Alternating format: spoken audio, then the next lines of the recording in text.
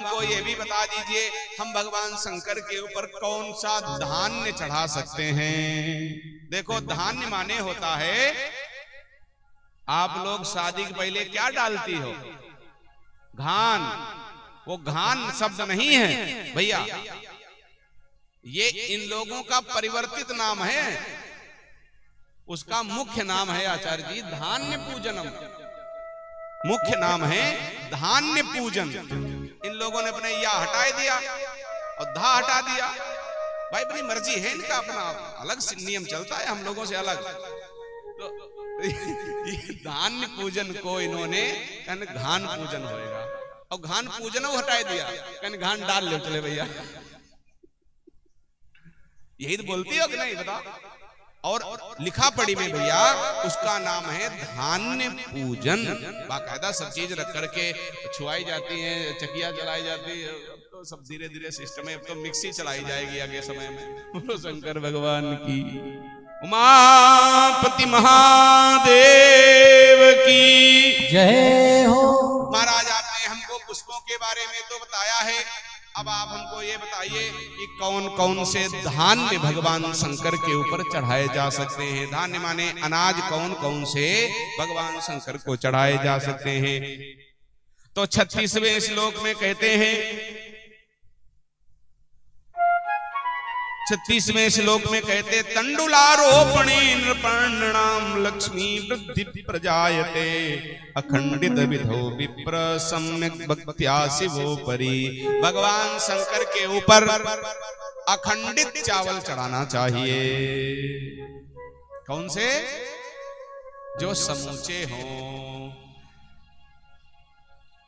और अगर समूचे चावल कोई भगवान शंकर पर चढ़ाता है अक्षत के रूप में, तो भगवान शंकर। देखो भैया एक बात और बताऊं मैं आपको, ईश्वर माने प्रकृति, और प्रकृति कभी भी कोई भी चीज अपने पास नहीं रखती। ये नियम है प्रकृति का। कोई भी चीज वो अपने पास नहीं रखती, अपितु उसका और अधिक करके वापस कर देती है। यही बात यहाँ समझा रहे हैं। सटके नैव तु प्रस्थानम तदर्थेन तथा पुनः फलद्वयं तथा लक्ष्य मानेन समुदाहृतम्।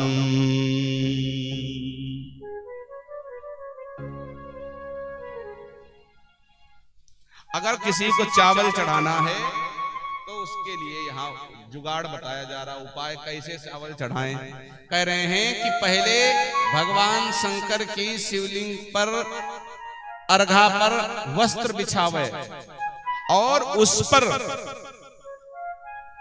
अक्षत चावल समर्पित करना चाहिए। ऊपर श्रीफलम तो एकम गंध पुष्पादिस्तथा रोपयित्वा च धूपादि कृत्वा पूजा फलम लभेत।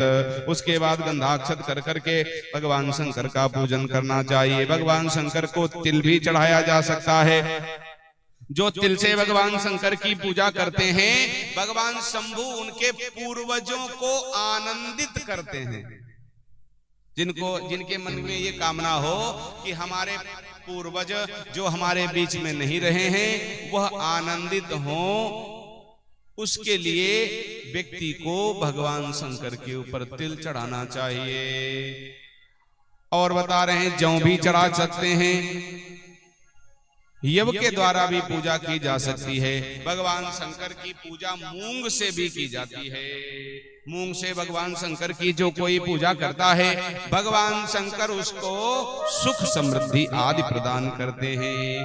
काकुन भी चढ़ाई जाती है। जो सप्तधान्य आप लाए हो डिब्बी में, उसमें काकुन भी होगी, जिसको आप लोग गांव की भाषा में क्या कहते हो? ककुनी।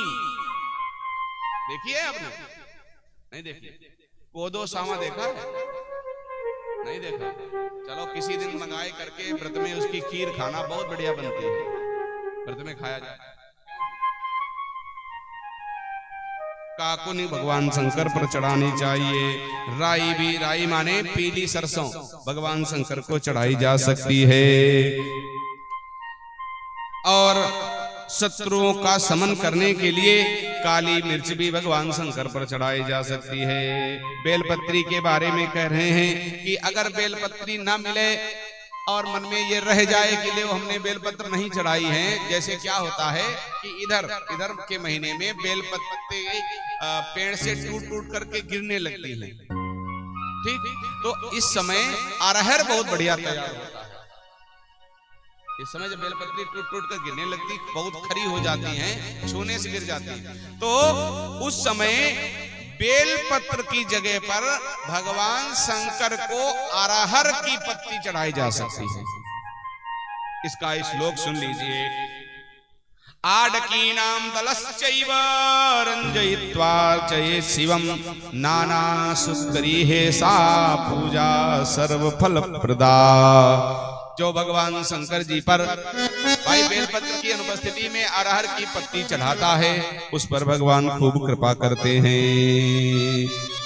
आगे के लाइन में फूलों का और भी मान बता रहे हैं। कनेर के पुष्पों से अधिक केवड़ा बंधु जी माने दोपहरिया के पुष्प, उनसे अधिक उनके पुष्प।